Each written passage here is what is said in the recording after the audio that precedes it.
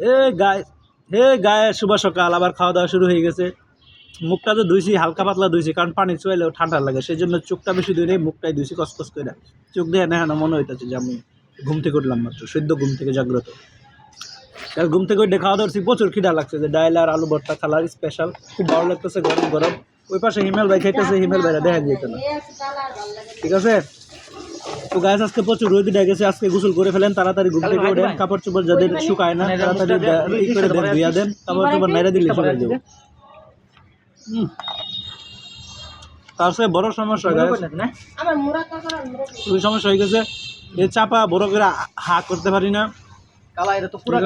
ব্যথা পাই, এই জায়গায় ব্যথা পাই, ডিসকাস্টিং অবস্থায় আছি খালা, নাতিনেরা বুঝছো।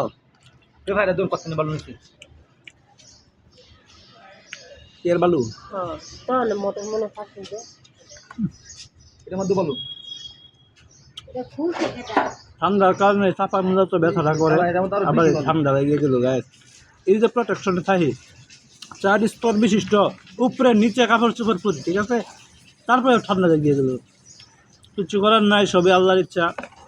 আল্লাহ হয়তো চাই ফেলে যেন আমি কেঁচা গুদা খাইয়া হুইয়া থাকি খালি, ঠিক আছে, আমি হুইয়া থাকবো, সমস্যা নেই, ঠিক আছে। সব ভালো থাকেন, সুস্থ থাকেন, ভাত খাইলে খাওয়ার সময় কথা আগল লাগে না, তারপরে ওদের একটা কথা না করলি না।